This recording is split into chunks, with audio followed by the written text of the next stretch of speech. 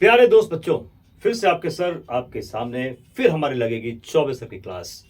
बच्चों केमिस्ट्री में शानदार शानदार क्वेश्चन बताऊंगा, आप बस मेरे साथ बने रहे। ऐसी चीज बताऊंगा बच्चों ना जो किसी ने आपको नहीं बताया होगा, वादा है मेरा। बच्चों आज हम जानेंगे रदरफोर्ड्स एटॉमिक मॉडल के ड्रॉबैक्स क्या थे। क्यों रदरफोर्ड मॉडल फेल कर गया? ऐसे रदरफोर्ड मॉडल तो था ही नहीं। मैंने आपको बताया था रदरफोर्ड ने सिर्फ न्यूक्लियस की खोज की थी। चलो अब मॉडल जब बना ही दिया गया है तो उसके बच्चों ड्रॉबैक्स भी होंगे। तो ड्रॉबैक्स थे क्या? तो बच्चों ड्रॉबैक्स देख जानने के पहले मैं हेडिंग दे देता हूं। बच्चों ड्रॉबैक्स मतलब those limitations, drawbacks of Rutherford's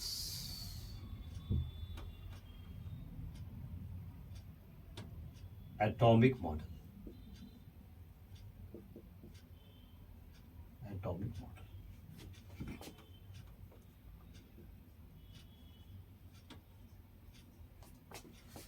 drawbacks of Rutherford atomic model. क्या ड्रॉबैक्स थे बच्चों? पहला जो मॉडल था बच्चों, मैक्सवेल थ्योरी क्या कहती है? मैक्सवेल ने यह बोला था कि कोई भी चार्ज पार्टिकल अगर एक्सेलरेटेड है, if a charge particle is accelerated it will lose energy.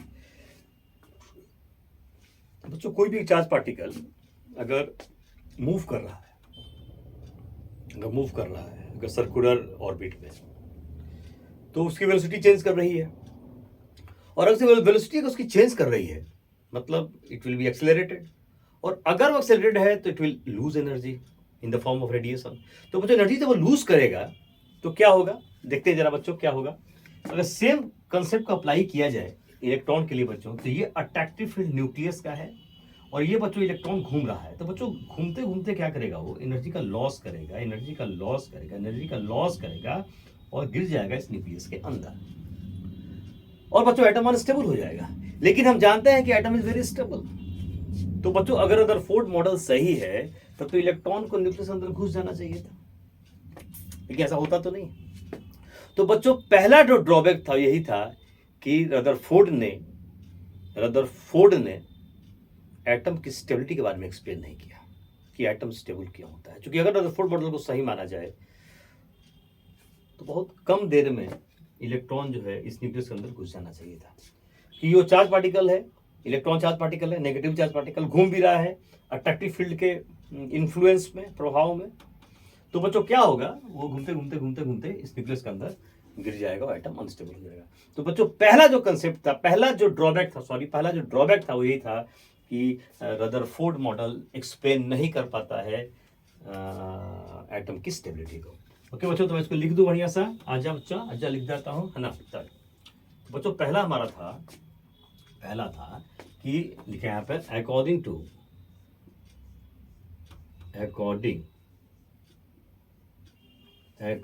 Maxwell,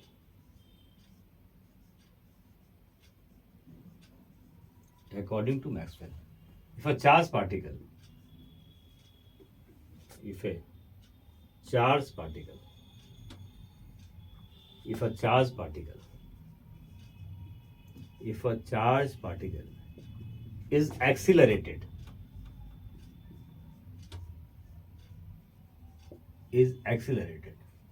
it will lose energy. it will lose energy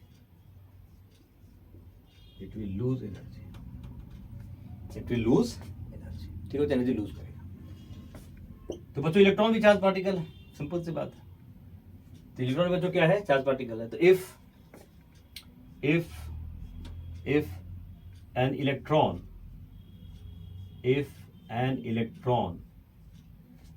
is accelerated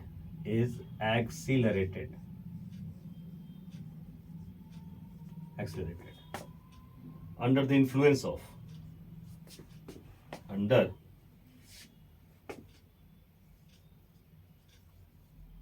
under the influence of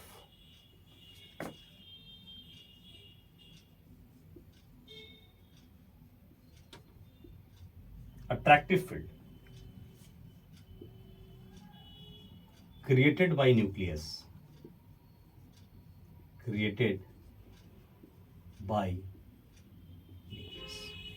it will lose energy. It will lose energy. बच्चों ये energy lose करेगा and finally lose energy. It will lose energy and finally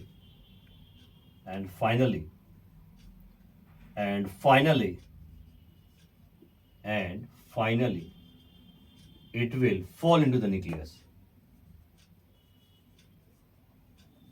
It will fall into nucleus following a spiral path.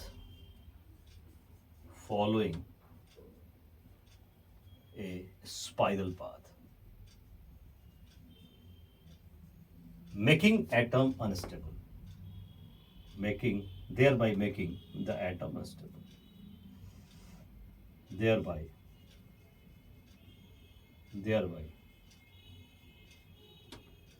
making atom unstable. तो अगर बच्चों Rutherford model सही रहता तो atom unstable हो जाता. ठीक है बच्चों. According to Maxwell, if a charged particle accelerated, it will lose energy. If an electron accelerated under the influence of attractive field created by nucleus, it will lose energy and finally it will fall into nucleus, following a spiral path, thereby making atom unstable. ठीक है बच्चों, आप इसको pause करें और note करें.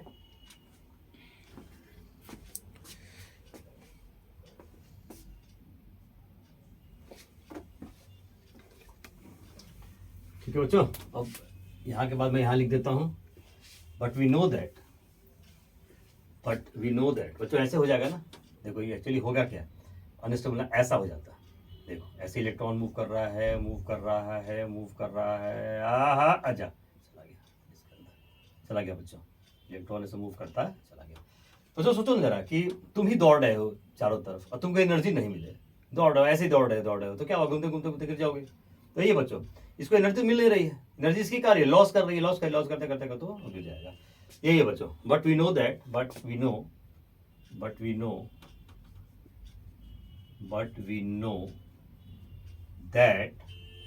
ये बच्चों दिस इज स्पाइरल पाथ है. We know that atom is stable.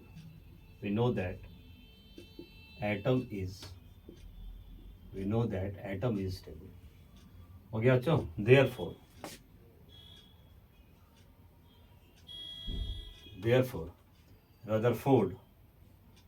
therefore Rutherford's atomic model does not explain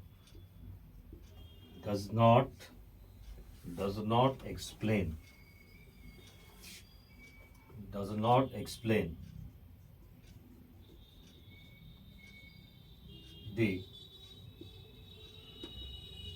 stability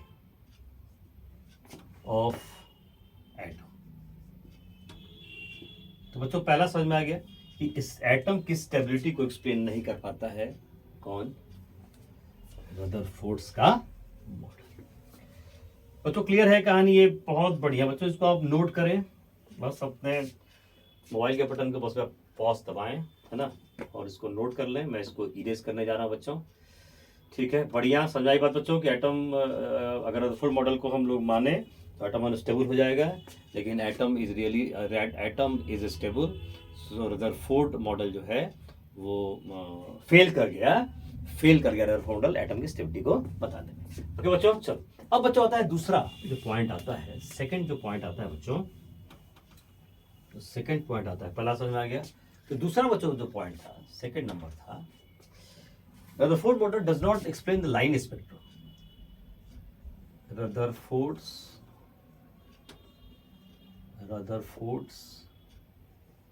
atomic model does not explain line spectrum.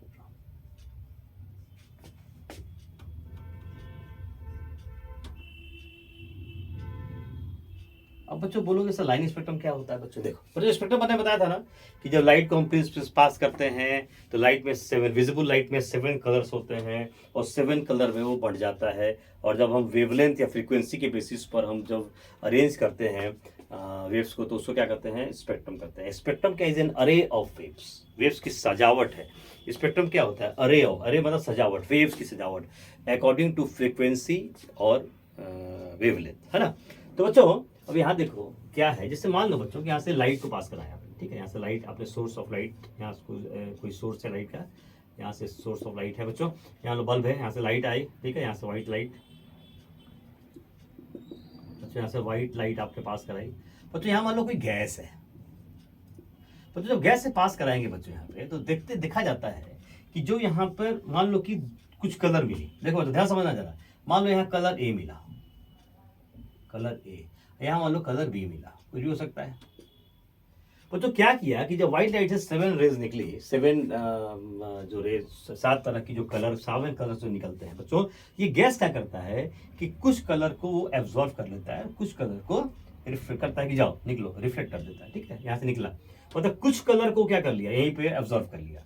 और यहाँ से जो कलर आई, यहाँ नजर आ रही है ए कलर और बी कलर, यही बच्चों बीच में बिल्कुल डार्क स्पेस है, कुछ नहीं है, डार्क एकदम डार्क स्पेस है। तो ये क्या हो जाएगा? डिसकंटिन्यूअस हो गया, जिसको कहते हैं बच्चों लाइन स्पेक्ट्रम बोलते हैं, जिसको लाइन स्पेक्ट्रम, देख रहे हो, मतलब कुछ कलर को ऑब्जर्व कर लिया, जो यहाँ से गैस ने जो यहाँ से कलर निकली, यहाँ से तो 2 ही कलर निकली, colour A and colour B है, बाकी को क्या कर लिया गैस ने? ऑब्जर्व कर लिया। तो बच्चों जब गैस ने ऑब्जर्व कर लिया, जो यहाँ से कलर निकली, कलर या कलर बी, यही कलर तुमको दिखा। कोई और गैस लेंगे तो कोई और कलर्स यहाँ पे शो होंगी। तो यही बच्चों है, कंसेप्ट है कि ये गैस क्या करता है, कुछ कलर को ऑब्जर्व कर लेता है, जो कलर फिर पास करता है इससे, तो ये कलर दिखा, मान लो कलर, ये कलर भी, ये बीच में जो डार्क स्पेस होता है बच्चों, तो ये लगातार तो आया ना, ये कलर है, फिर डार्क स्पेस, फिर कलर भी है, इसी कहते हैं बच्चों, कहते हैं लाइन स्पेक्ट्रम। और रदरफोर्ड के बाद इसका भी आंसर नहीं था कि क्यों लाइन स्पेक्ट्रम मिलता है, ठीक है बच्चों। तो इसको एक्सप्लेन भी हमारे रदरफोर्ड ने बच्चों नहीं कर पाया। तो बच्चों ये 2 बहुत इंपॉर्टेंट ड्रॉबैक थे रदरफोर्ड के। पहला समझ में कि एटम की स्टेबिलिटी को एक्सप्लेन नहीं कर पाता है, और दूसरा बच्चों लाइन स्पेक्ट्रम को डिसकंटिन्यूअस स्पेक्ट्रम भी हम कह सकते हैं, जो कि लगातार नहीं है, बीच में डार्क स्पेस आ रहा है। तो बच्चों लाइन स्पेक्ट्रम को भी रदरफोर्ड एक्सप्लेन नहीं कर पाए, क्योंकि हाइड्रोजन के जब हम स्पेक्ट्रम की स्टडी किए तो हमने देखा कि वहाँ लाइन स्पेक्ट्रम मिल रहा था। तो ओके बच्चों, क्लियर है यहाँ तक? इसको आप पॉज करें और नोट करें।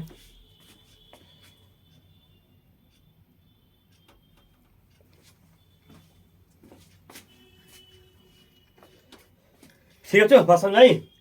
तो ये बच्चों था हमारा रदरफोर्ड का ये ड्रॉबैक। नेक्स्ट वीडियो में बताऊंगा बोर्ड्स के एटॉमिक मॉडल को। बने रहे बच्चों अपने साथ। Thank you.